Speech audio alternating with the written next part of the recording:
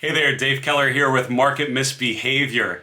Early March, I recorded a video called Fibonacci Retracements and Gold, and we focused on the gold ETF, ticker GLD, and talked about how the trend in gold had been very positive for much of 2020, coming out of the March stock lows. Gold bottomed out as well, rallied into a peak in August.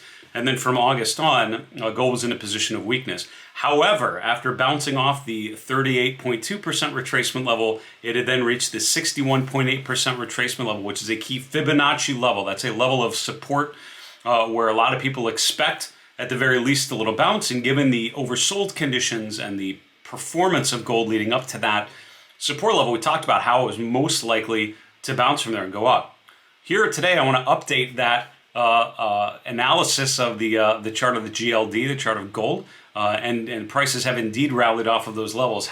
So overall, the theme is a bullish inflection for gold. We'll talk about that, what that means for the short term and also for the long term. So here's a bullish inflection for gold.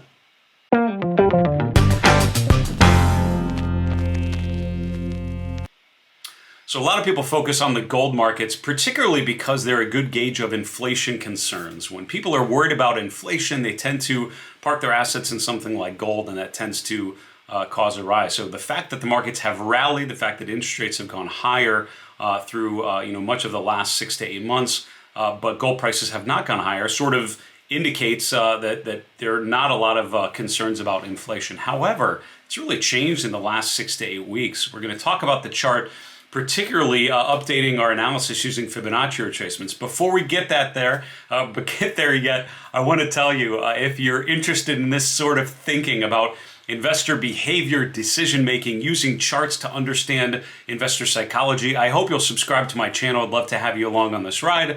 Also, give this video a like. We'd certainly appreciate it. Finally, put your comment below the video. What do you think about gold for the next 1 to 3 months? Do you see the next move being higher or lower? Let me know.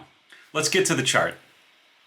All right, so when we updated this chart, or when we looked at this chart last on March 10th of this year, that was sort of right back here. And what we talked about was the fact that, prices of gold had come down. This is the GLD again. It topped out around 195, and this was in August of 2020. From there, you have this consistent pattern of lower highs and lower lows. And one of the biggest head fakes that we saw in gold was right back here. This was using, end of last year, December, going into the first week in January. We got right back up to that November 2020 high, which was around 183. And I remember seeing this and thinking, wow, we are really close to breaking out and making a new high, which would be really a new swing high, which would be really compelling.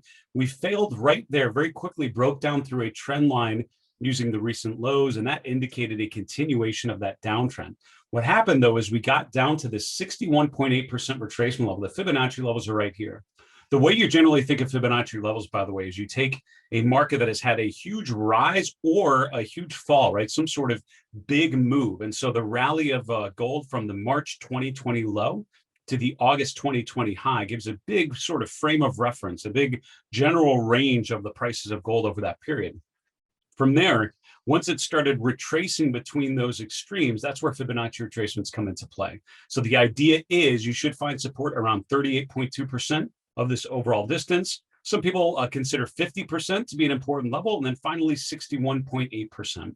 Now, we've highlighted a couple of these levels. I actually don't have the 50% line on here, but actually was a pretty interesting one. I'll put that on right here. Boom. And we'll make it a pretty green color, so it kind of lines up with these other ones. There we go. So here you can see that actually it's pivoted a lot around that 50% level as well. Got very close to that at the end of November of last year, bounced higher. And then we finally tested again and broke down through. And that's where we got down to the 61.8% level, which is just above 158. What's interesting about Fibonacci retracements, what we talked about in the last video, is when those levels line up to traditional support and resistance or other technical indicators. So here in March, we actually had a confluence of support. The price had come down to the 61.8% retracement level. It had also, that was same as the June and May and April lows, which also lined up with the highs just before the major March lows. So you had a number of times where that price level around 158 had become very, very important. This is a level an inflection point, a level where the price had bounced around a number of times. So when it came down to that level, there was that confluence of support. We bounced off of it and bounced off of it again. This was also a really interesting situation where the RSI had become oversold. The RSI was below 30, and more often than not, that indicates a market that has gone too low too quickly, and especially in the short term, and expect a bounce higher. So we became oversold right as we tested the 200-day moving average. A bounce higher makes sense there. We became oversold right as we hit that Fibonacci support level. That made sense for bounce as well. This became sort of a double bottom pattern where we tested it twice in March before moving higher. Then we made a new swing high, and getting above that March high was indicating this rotation back to the upside. What's interesting now is we've broken the trend line. If you take the high from August of 2020, connect that to the high in November of 2020, we had a big head fake here in December into January, but it failed. It came right back down, and then that trend line again was tested 3 more times. We came right back up to that level and then broke above it, retested it from above, and now we've resolved higher. So that completes what I call a bullish rotation in gold, basically moving higher, changing from a pattern of distribution, a pattern of lower highs and lower lows, to more of a pattern of accumulation, higher highs and higher lows. What's interesting, and I think if you look at this chart, notice this period here, the month of April into early May, and relate that to December into early January on the chart here. What happened there was we had this break above the trend line. We tested a previous resistance level, and then we rolled back down. We failed, and the key tell there was when we broke down through a trend line, taking the recent swing lows. We had a gap there, sort of that last jump higher. Compare that to what we saw here. Again, a new swing low, which is what we saw here, a rotation above the trend line, which we saw in both cases, a rotation above the 50-day moving average in both cases. Now we've gapped higher and we're making a new swing high. Here we're testing not a price resistance, but a Fibonacci resistance level. Now we're testing the 38.2% level from below. We're also testing the 200-day moving average, which is not too far away. Just like we bounced off of there in November of last year, we sat on there for a while in January before finally resolving lower. We're now bouncing up to this 200-day moving average. So now we almost have an inverse of what we saw there. The price of gold has rallied over the last 6 weeks. We're now nearing an overbought condition. We're at the 38.2% retracement level. We're also at the 200-day moving average. So now we have a confluence of resistance, right? So here we have a number of indicators indicating that this upswing is potentially exhausted in the short term. What I would guess is the most likely scenario is a move lower, a retracement lower, and probably looking to that trend line, taking the swing lows, or the 50-day moving average as it's rounding up higher would be also a compelling place to find support. That would also be around the 50% retracement level. And after that pullback, another move higher.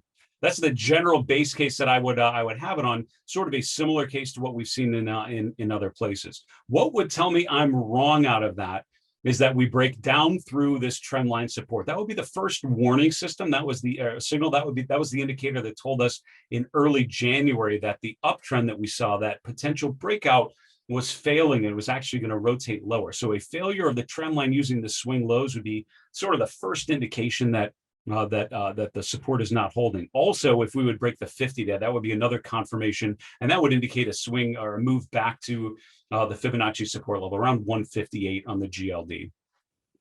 What would suggest that this is correct is after a brief pullback, you get above the 200-day moving average. That would get us above the final Fibonacci resistance level and would confirm much further upside for gold. Based overall on the building inflation concerns that have been non-existent that now I think are starting to bubble higher, the fact that commodities as a whole are in a structural uptrend, even a super cycle moving higher, if you will. I think the fact that gold has rallied so well off of the lows is super compelling. I think the fact that it's approached resistance, it's nearing an overbought condition, it's hitting a Fibonacci level, it's hitting the 200-day moving average, all of those to me suggest short-term weakness. However, I think the path of least resistance after a brief pullback would be higher. What tells me that I'm a little too excited about a pullback is if we go above the 200-day moving average, we confirm a breakout there. I would say then it's lights out and you look for previous highs. And to the upside, I think the previous highs around November and January make good sense from a technical perspective. That was the resistance in November, and in January, that's a tried and true level. And I think 183 would be a good upside objective given a breakout above 173. If you're used to looking at spot gold or the gold future, instead of that, you can see a similar sort of situation. We're at an overbought condition. We're at the 38.2% retracement level, the 200-day moving average. The lines look a little different because you're looking at the GLD versus the gold future, so it's going to be a little bit different. But overall, the mechanics of this are pretty similar. I think the fact that we've had this nice rally is impressive. I think it would be reasonable to expect a brief pullback below this confluence of resistance, but overall, I think we'll resolve higher. I think a close above 1860, which you get above the Fibonacci level and above the 200-day moving average, clears the way to 1960, 1965. That would be the highest from November of last year and January of 2021.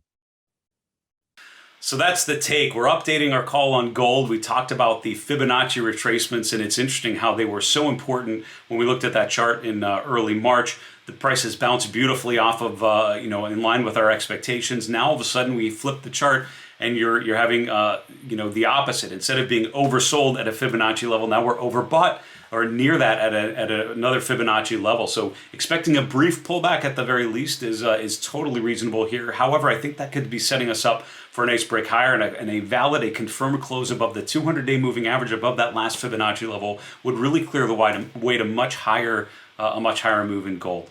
If this sort of thinking about technical analysis, behavioral finance, decision-making, investor psychology, breadth, momentum, sentiment, trend, all of those things is of interest, I hope you'll subscribe to the channel. I'd love to have you along this journey with me. Also, do me a favor and give a like to the video. We would very, very much appreciate it. Finally, put a comment below the video. Let me know what you think about the price of gold. Do you think that idea of a brief pullback before a move higher is in line with your toolkit? If not, what are you seeing? What are you seeing differently from that? What does that mean about inflation concerns for you? From everyone here at Market Misbehavior, I'm Dave Keller. Thanks so much for watching. Be well, be safe. Talk to you again soon.